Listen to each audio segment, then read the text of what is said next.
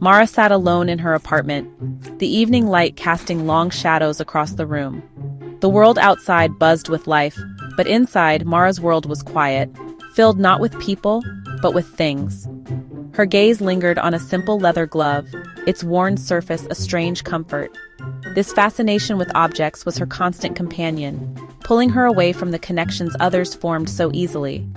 It started with small items, a stone, a scarf, but grew into something deeper.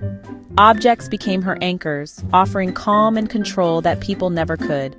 Her apartment transformed into a sanctuary for these fixations, each item a piece of her inner world. To outsiders, it looked like a collection. To Mara, it was a map of her needs. The pull of her objects was always stronger than any invitation. She went through the motions of life, but part of her was always elsewhere, lost in the feel of fabric or the weight of metal. She longed for connection, for laughter, but the path felt blocked by an invisible barrier.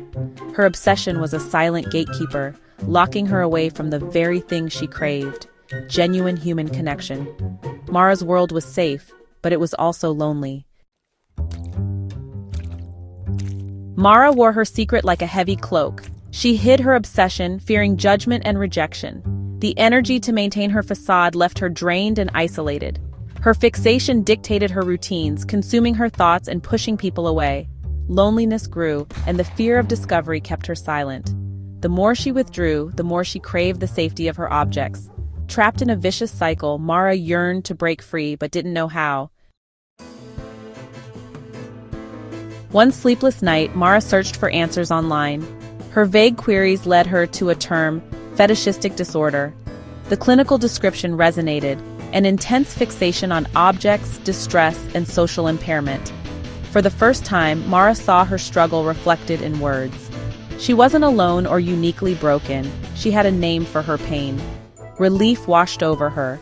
Her secret had context, and others experienced it too. She read personal stories and learned her condition was misunderstood but treatable. There were therapies and strategies to help. Finding a name was like being handed a map after years lost in the woods. It didn't solve everything, but it gave her hope.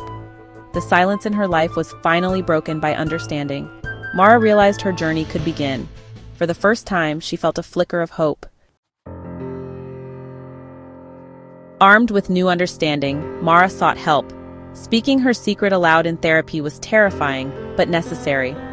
Her therapist listened without judgment, offering compassion instead of shock. Mara learned her fixation was a coping mechanism, not a flaw. Objects offered control and safety in a chaotic world. Understanding this shifted her perspective from shame to self-compassion. Therapy gave her tools: mindfulness, journaling, and recognizing triggers. She practiced pausing before giving in to her urges, asking herself what she truly felt. Small victories, choosing a walk or a call over an object, began to add up. The process wasn't linear, but she was no longer fighting in the dark. Each step weakened the hold of her old patterns. She was learning to walk toward the light. Mara was building a new relationship with herself. Healing had begun. As Mara healed, her world expanded. She accepted invitations, forming tentative connections with others. Joining an online support group, she found her story reflected in others' words. Sharing her experiences, she became a beacon for those still struggling. Her empathy grew, and she began volunteering for a mental health hotline. Mara's calm understanding helped others find hope. Her apartment was still filled with beautiful things, but now also with memories of shared experiences. She saw herself as resilient, not broken. Mara's journey proved that even the most isolating struggles can lead to connection and healing. Strength is not the absence of struggle, but the courage to face it. And in that courage, there is always hope.